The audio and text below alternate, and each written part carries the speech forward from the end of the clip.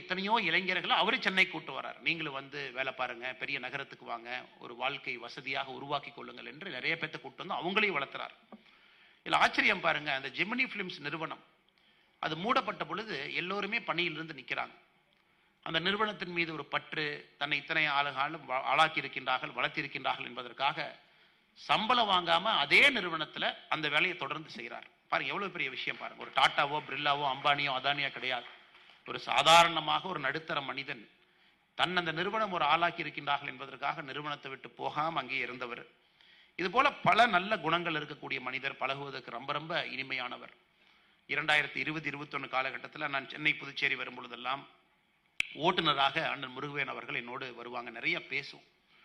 இன்னைக்கு யாரோ சொன்னது போல மேடையில் பேசுவது போல இன்னைக்கு நாம் எல்லோரும் வந்திருப்பது, ஏன்னா பார்த்தீங்கன்னா இந்த நாகரீக உலகத்தில், சோசியல் மீடியா சென்ட்ரிக் உலகத்தில் இந்த விஐபி அப்படிங்கிற வார்த்தையை நம்ம ஜஸ்ட் கிளாஸிஃபை பண்ணிட்டு போயிடுறோம். அந்த பேப்பரில் பேஜ் 3 இருந்தால் விஐபி, ஊடக வெளிச்சம் மேலப்பட்டா விஐபி, அவங்கள சுற்றி ஒரு 10 பேர் இருந்தால் விஐபி. ஆனால் எதுவுமே இல்லாமல் ஒரு விஐபியாக அண்ணன் முருகவேல் அவர்கள் வாழ்ந்து கொண்டிருக்கின்றார்கள். சாதாரண கிராமத்திலிருந்து வந்து சென்னை நகரத்தில் தனக்கேற ஒரு வாழ்க்கையை உருவாக்கி 2 அற்புதமான குழந்தைகள், பாப்பா லிக்கிதா ஸ்ரீ, அவங்க இன்னைக்கு ஏவியேஷன் செக்டரில் படித்து கொண்டிருக்கின்றார்கள். நிச்சயமாக வருகின்ற காலத்தில் பெரிய இடத்துக்கு வருவாங்க. இன்னொரு பையன் இங்கிலாண்டில் போய் இருக்கிறாரு. அதே போல் அக்கா கிருஷ்ணவேணி அவர்கள் இங்கே இருக்கிறாங்க. இதெல்லாம் பார்க்கும் பொழுது ஒரு தனி மனிதன் நேர்மையாக, நாணயமாக வாழ்க்கையிலே வாழ்ந்து, அந்த சோக்கால் பாவர்ட்டி ட்ராப் என்கின்ற வார்த்தையை பயன்படுத்தும். கிராமத்திலிருந்து 2 தலைமுறையாகவும் வெளியே வந்து சாதிப்பதற்கு அதையெல்லாம் உடைத்து சாதித்து காட்டி நம்மளோடு இருந்திருக்க வேண்டும். ஆனால் ஆண்டவனுடைய முடிவு வேறாக இருந்திருக்கிறது. வேகமாக அண்ணன் முருகவேல் அவர்களை அழைத்து கொண்டு விட்டார். அந்த நேரத்தில் அவருக்கு நாம் செய்யக்கூடிய மரியாதை என்பது அவருடைய குடும்பத்துக்கு நாம் செலுத்தக்கூடிய நன்றியாக இருக்கும். குறிப்பாக லிக்கியத்தி ஸ்ரீ அவரை என்கரேஜ் பண்ணி, இந்த பாப்பா நல்லா வரணும், ஏவியேஷன் துறையில் பெரிய சாதனை படைக்கணும், குறிப்பாக பரதநாட்டிய கலையை இன்னும் சிறப்பாக அவர் அடுத்தெடுத்து செல்ல வேண்டும். இதுக்கெல்லாம் நம்ம எல்லாரும் அவரை வாழ்த்துவதற்காக வந்திருக்கின்றோம். அதே நேரத்தில் முருகவேல் அண்ணனை பற்றி பேசுவதற்கும் நமக்கு ஒரு பெரிய வாய்ப்பாக இந்த மேடையை நான் கருதுகின்றேன். சொந்தங்களே, வந்திருக்கக்கூடியவங்க எல்லோருக்கும் என்னுடைய வாழ்த்துக்களை தெரிவித்துக் கொள்கின்றேன். அதே போல என்னையும் அழைத்த இந்த குடும்பத்தினுடைய பெரியவர்கள் எல்லோருக்கும் என்னுடைய நன்றிகளை தெரிவித்துக் கொள்கின்றேன். நிச்சயமாக கிருஷ்ணவேணி அம்மா அவர்கள் நாங்கள் சொல்றது ஒரே ஒரு வார்த்தை தாங்க, அம்மா, எது நடந்தாலும் அது ஒரு காரணத்திற்காகவே நடக்கும். அது ஏன் நடக்குது நமக்கு அப்ப தெரியாது. கொஞ்ச நாள் கழித்து பின்னோக்கி பார்க்கும் பொழுது எது நடந்தது என்பதற்கான காரணம் நமக்கு புரியும்.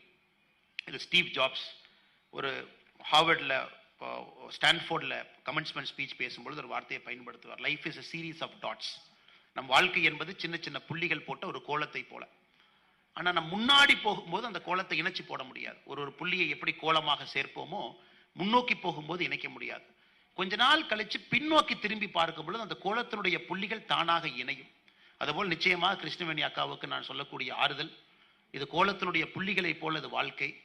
ஏன் அண்ணன் நம்மை விட்டு பிரிந்து சென்றிருக்கின்றார்கள் நமக்கு தெரியாது. ஒரு காரணத்திற்காக இன்னும் 10 ஆண்டுகள் முன்னே சென்று திரும்பி பார்க்கும் பொழுது இந்த புள்ளிகள் எல்லாம் அழகாக ஒரு கோலமாக மாறும். நிச்சயமாக அன்னைக்கு உங்களுக்கு இதற்கான விடை கிடைக்கும் என்பது என்னுடைய தீர்க்கமான நம்பிக்கை.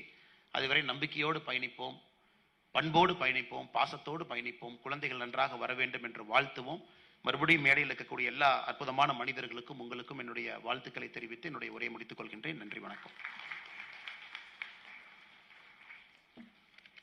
தினமணி அற்புதமான நாளிதழனுடைய ஆசிரியராக இருக்கக்கூடிய ஐயா கிருஷ்ணன் வைத்தியநாதன் அவர்கள் நம்மோடு இருக்கின்றார்கள். அற்புதமான போற்றுதலுக்குரிய மனிதர். அவர்களுக்கும் என்னுடைய வாழ்த்துக்களையும் வணக்கத்தையும் இந்த நேரத்தில் தெரிவித்து அனைவருக்கும் என்னுடைய அன்பான காலை வணக்கம்.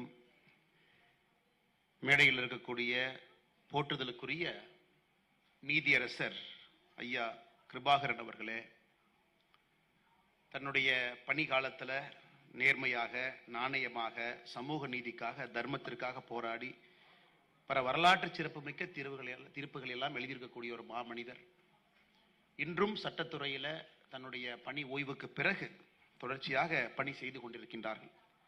அவர் அந்த நிகழ்வுக்கு வந்திருப்பது உள்ளபடியே எனக்கு ஒரு பெரிய மகிழ்ச்சி. காரணம், அண்ணன் உதய் அவர்கள் சொன்னது போல ஒரு சாதாரணமாக வாழ்க்கையிலே கடினமாக முயற்சி செய்து கஷ்டப்பட்டு வளர்ந்த ஒரு மனிதர்.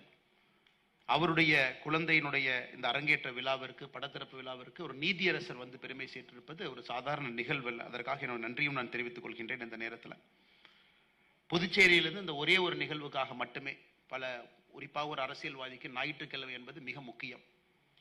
அன்றுதான் மக்கள் அவங்களை வந்து சந்திப்பாங்க, வீட்டில் இருப்பாங்க. இன்னைக்கு ஒரு திருமண முகூர்த்த நாள், ஏகப்பட்ட திருமணம் இருக்கு. அரசியல்வாதி எல்லா இடத்துலையும் இருக்கணும்னு எதிர்பார்ப்பாங்க. அதுவும் அண்ணன் நமச்சிவாயம் அவர்கள் பொறுத்தவரை புதுச்சேரியினுடைய ஒரு முக்கியமான அமைச்சர், உள்துறை அமைச்சர், கல்வி, சட்டம் நிறைய கையில் வச்சிருக்காங்க. இந்த ஒரு நிகழ்வுக்காக புதுச்சேரியிலிருந்து சென்னைக்கு வந்து நிகழ்வை முடித்துவிட்டு மறுபடியும் புதுச்சேரிக்கு செல்ல வேண்டும் என்கின்ற வேள்வியில் வந்திருக்கக்கூடிய நமச்சிவாயம் அவர்கள் எந்த அளவுக்கு அண்ணன் முருகவேல் அவர்கள் மீது ஒரு அன்பை வைத்திருக்க வேண்டும். அவருக்கும் என்னுடைய நெஞ்சார்ந்த நன்றிகளை இந்த நேரத்தில் தெரிவித்துக் கொள்கின்றேன். அவருடைய குடும்பத்தினர், குறிப்பாக அவருடைய மனைவி கிருஷ்ணவேணி அக்கா அவர்கள் பார்த்தீங்கன்னா ஒரு 2-3 கல்லீர் துணி அங்கே பார்த்தோம் படத்திறப்பு விழாவில். எந்த அளவுக்கு ஒரு பாந்தவியமாக ஒரு குடும்பம் நடத்தியிருப்பார்கள், எந்த அளவுக்கு குழந்தைகளை படிக்க வைத்திருப்பார்கள். இன்னைக்கு ஒரு பக்கம் சந்தோஷம், ஏன்னா தன்னுடைய குழந்தை செல்வி லித்திகா ஸ்ரீனுடைய அரங்கேற்ற விழா நடந்து கொண்டிருக்கிறது. கிராமத்து மக்கள் முன்னாடி, சொந்தங்கள் முன்னாடி, குடும்ப மக்கள் முன்னாடி ஒரு பக்கம். இன்னொரு பக்கம் தான் வாழ்ந்த கணவனுடைய, மறைந்த கணவனுடைய புகைப்பட திறப்பு விழா அது நடக்கும் பொழுது ஒரு பக்கம் ஆனந்தம் இருந்தாலும் கூட இன்னொரு பக்கம் ஏதோ ஒரு சோகம், இரண்டும் கலந்து ஒரு கண்ணீராக வெளியே அக்காக்கு இன்னைக்கு வந்துச்சு. கிருஷ்ணவேணி அக்கா அவர்கள், அவருடைய அக்காவுடைய மகன் அருமை சகோதரர் மனோஜ் அவர்கள் யூகேல ஒரு ஸ்விம்மிங் கோச்சாக இருக்கிறாங்க. இன்னைக்கு இந்த விழாவுக்காக முதல்லயே வந்து குடும்பமாக இங்கே இருந்து தன்னுடைய கடமையாக இதை முன்னின்று நடத்தி கொண்டிருக்கின்றார்கள். அன்பு சகோதரர் மனோஜ் அவர்களுக்கும் என்னுடைய நெஞ்சார்ந்த வாழ்த்துக்களை, நன்றிகளை இந்த நேரத்தில் தெரிவித்துக் கொள்கின்றேன். அதே போல இந்த நிகழ்வுடைய முக்கியஸ்தியாக தான் வேள்வியாக பயின்ற பரதநாட்டிய கலை என்று அரங்கேற்றம் நடத்துவதற்கு ஒரு பெரிய வாய்ப்பு ஏற்படுத்தி கொடுத்து இங்கே வந்து நின்று கொண்டிருக்கக்கூடிய அருமை சகோதரி MK லித்திகா ஸ்ரீ அவர்கள், குருநாதராக 37 ஆண்டு காலம் இந்த அற்புதமான கலையை மக்களுக்கெல்லாம் பயிற்றுவித்து தேசிய விருதுகள், கலைமாமணி விருது அதையெல்லாம் பெற்று சைலசுதா நடன பள்ளியை நடத்தி இந்த விழாவுக்கு ஒரு முக்கிய விருந்தினராக இங்கே வந்து கௌரவம் செய்து கொண்டிருக்கக்கூடிய அருமை அம்மா சைலஜா அவர்கள், அதே போல மேடையில் இருக்கக்கூடிய, மேடைக்கு முன்பு இருக்கக்கூடிய முள்ளிப்பட்டு இந்த பகுதியினுடைய எல்லா கிராம மக்கள், ஊர்ல இருந்து எல்லாருமே, கடலூர்ல இருந்து வந்திருக்கிறீங்க. உங்களையும் இந்த நேரத்தில் பார்ப்பது மற்றற்ற ஒரு மகிழ்ச்சி. இந்த விழா தன்னுடைய குடும்ப விழாவாக அந்த முருகவேலனுடைய சகோதரனாக முன்னின்று நடத்தி கொண்டிருக்கக்கூடிய அருமை சகோதரர் உதயகுமார் அவர்கள், அவருடைய குடும்பத்தை சார்ந்தவர்களுக்கும் என்னுடைய காலை வணக்கத்தை தெரிவித்துக் கொள்கின்றேன். அன்பு சொந்தங்களே, முருகவேல் அவர்களை பொறுத்தவரை ஒரு சராசரி நடுத்தர குடும்பத்தில் ஒரு மனிதன் எப்படி கஷ்டப்பட்டு முன்னுக்கு வருவானோ அது போன்ற ஒரு சராசரி நடுத்தர குடும்பம். ஊருக்கு போயிருக்கிறேன், அவங்க வீட்டையும் கூட பார்த்திருக்கின்றேன். முள்ளிப்பட்டு ஊரில் ஒரு சின்ன கிராமம், அங்கிருந்து சென்னைக்கு பிழைப்புக்காக நல்ல ஒரு வாழ்க்கையை வாழ வேண்டும், நம்முடைய குழந்தைகளுக்கு நல்ல ஒரு வாழ்க்கையை அமைத்து கொடுக்க வேண்டும். இந்தியாவில், உலகத்தில் பல இடத்துல பார்த்தீங்கன்னா ஐயா, நம்முடைய வளர்ச்சிங்கிறது பல நேரத்தில் எங்கே பிறந்தோம் என்பதை தீர்மானித்து விடுகிறது. ஒரு கிராமத்தில் பிறந்தோம் அப்படின்னா அதையெல்லாம் உடைத்து வெளியே வருவதற்கே 2 தலைமுறை ஆயிடுது. முள்ளிகிராம்பட்டு கிராமத்திலிருந்து வெளியே ஒருத்தர் வர்றாங்கன்னா அதெல்லாம் உடைத்து வருவதற்கே 2 தலைமுறை தேவைப்படுகிறது. ஏன்னா ஒரு குழந்தை எங்க பிறக்கிறாங்க அப்படிங்கிறத பொறுத்து அந்த குழந்தை எந்த அளவுக்கு உயரத்துக்கு வருவாங்க அப்படிங்கிறதே சமுதாயத்தில் தீர்மானிக்கப்பட்ட பொழுது முள்ளிகிராம்பட்டிலிருந்து அதையெல்லாம் உடைத்தெறிந்து ஒரு வளர்ச்சி பாதையில செல்ல வேண்டும் என்று கிட்டத்தட்ட பல ஆண்டுகளுக்கு முன்பு ஜெமினி பிலிம்ஸ் நிறுவனத்தில் டிரைவராக இங்கே பணிக்கு வர்றாங்க. ஒரே நிறுவனத்தில் 20-30 ஆண்டுகள் கிட்டத்தட்ட 30 ஆண்டுகள் ஒரே நிறுவனத்தில் ஜெமினி பிலிம்ஸ் நிறுவனத்தில் டிரைவராக பணி செய்கிறாங்க. அந்த கிராமத்தில் இருக்கக்கூடிய எத்தனையோ இளைஞர்களை அவரு சென்னை கூட்டு வர்றார். நீங்களும் வந்து வேலை பாருங்க, பெரிய நகரத்துக்கு வாங்க, ஒரு வாழ்க்கை வசதியாக உருவாக்கி கொள்ளுங்கள் என்று நிறைய பேர்த்த கூட்டு வந்து அவங்களையும் வளர்த்துறார்.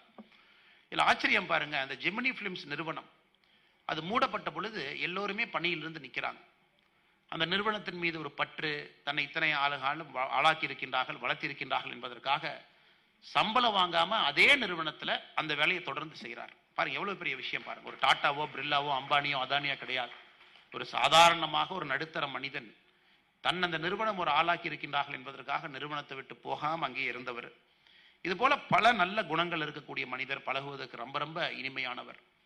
2020-21 காலகட்டத்தில் நான் சென்னை புதுச்சேரி வரும் பொழுதெல்லாம் ஓட்டுநராக அண்ணன் முருகவேல் அவர்கள் என்னோடு வருவாங்க, நிறைய பேசும்.